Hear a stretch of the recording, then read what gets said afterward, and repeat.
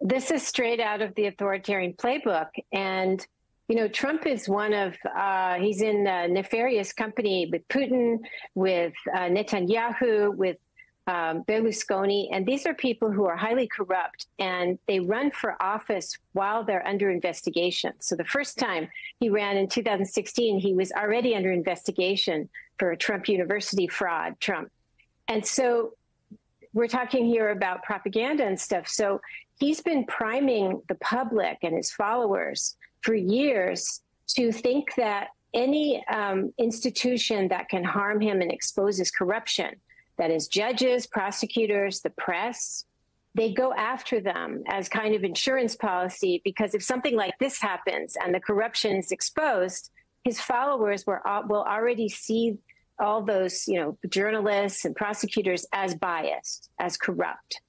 And so once you lay down this narrative, it can be used for every event that happens. And of course, this is the big event. But these people have been hearing this, some version of this, and about the deep state from him and his cronies for many years now.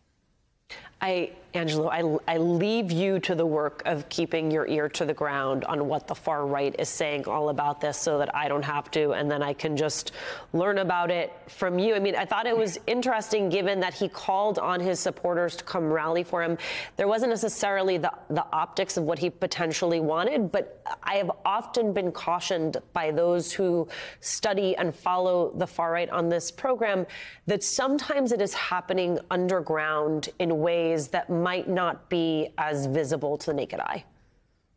Yeah, and I think it's an important thing to that observation, because a large part of the reason why people weren't there is a reflection of the type of people now that are really his supporters, the people he's speaking to. And a big part of the reason why people didn't show up is because they were told by the organizers, the sort of the tip of now the people that are actually leading the narrative for Trump, don't show up because it'll be a false flag.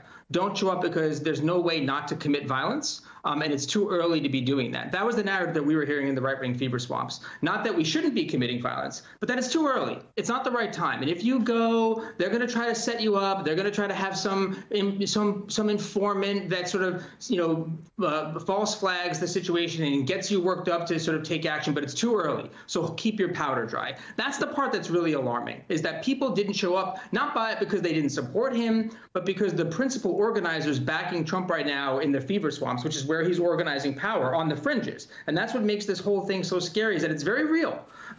They said, don't go. Even Alex Jones's people were saying, don't go. It's too early. We're not ready yet. And this will inevitably lead to violence, and we just don't have our ducks in a row for it. And that is the scary part. It's that they didn't come because they're planning and preparing for something bigger.